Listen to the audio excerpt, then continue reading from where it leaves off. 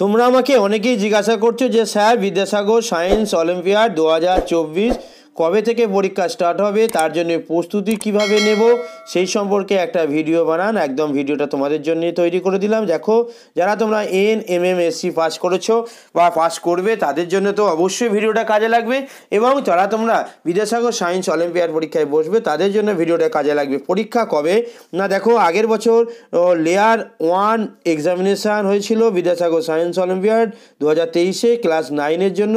Will be held on কত না 7 মে 2023 Sunday. অর্থাৎ এবছরও আমাদের দেখো এটা মার্চ মাস চলছে, কিছুদিনের মধ্যেই নোটিফিকেশান বেরিয়ে যাবে। তো মে মাস নাগাদ তোমাদেরকে পরীক্ষা হয়, তাই প্রস্তুতি চরমে নেওয়া উচিত। আমার চ্যানেল থেকে তুমি বেশ কিছু প্রস্তুতি পেয়ে যাবে, এছাড়াও তোমাকে নিজে ব্যক্তিগত কিছু প্রিপারেশান নিয়ে নিতে হবে।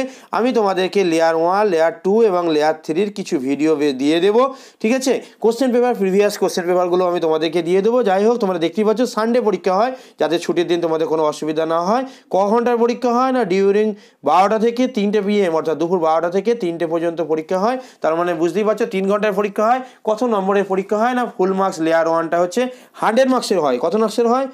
লেয়ার 1টা হচ্ছে 100 মার্কসের হয়। আমি তোমাদেরকে কোশ্চেন পেপার দিয়ে দেবো। 100 মার্কসের হয়, 3 ঘন্টার পরীক্ষা হয়। 3 ঘন্টার পরীক্ষা হয়, দুপুর 12টা থেকে দুপুর 3টে পর্যন্ত পরীক্ষা হয়, ঠিক আছে। নিজের স্কুলে কি পরীক্ষা হয় না, নিজের স্কুলে পরীক্ষা হয় না। কিসের উপর লিখতে হয় না, OMR শিট এর উপর লিখতে হয়। OMR শিট যদি ফিল আপ না জানো, আমি এই ভিডিও এন্ড স্ক্রিনে দিয়ে দিচ্ছি। এছাড়াও কী কী নির্দেশাবলী আছে সেই নিয়েও আমি আরও ভিডিও দিয়ে দেবো, এবং বিদ্যাসাগর সায়েন্স অলিম্পিয়াডের একটা বেসিক প্রিপারেশন তোমার এই চ্যানেল থেকে হয়ে যাবে। তো তাই অবশ্যই তুমি চ্যানেলটাকে কী করে রাখতে পারো, ইচ্ছে গেলে সাবস্ক্রাইব করে রাখতে পারো।